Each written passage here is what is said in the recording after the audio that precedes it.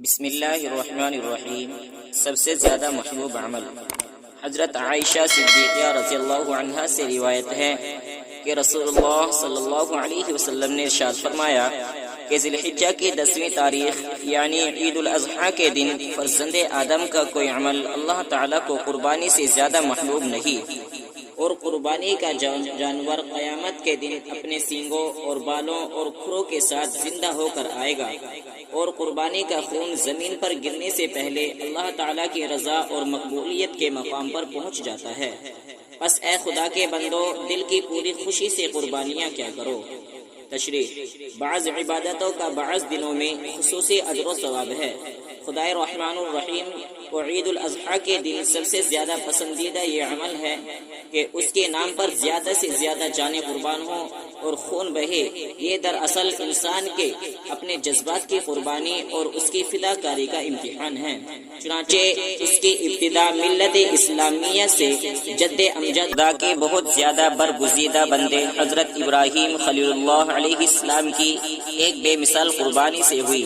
اپنے اکلوتے بیٹے کو خود اپنے ہاتھوں سے ذبح کر دینے سے بڑھ کر اور کیا قربانی ہو سکتی ہے۔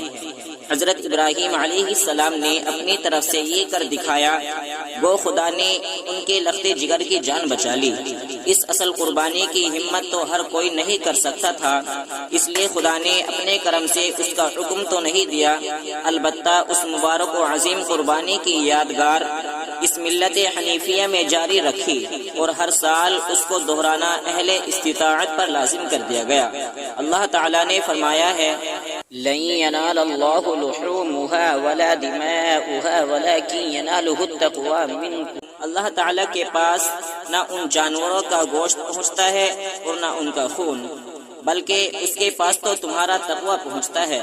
اس لیے جب چھری پھیر دی، جذبہ قربانی اور دل کے تقوی کا امتحان ہو گیا، خون کا قطرہ زمین پر بعد میں گرا، نیک نیتی اور خلوص دل پہلے قبول ہو گیا۔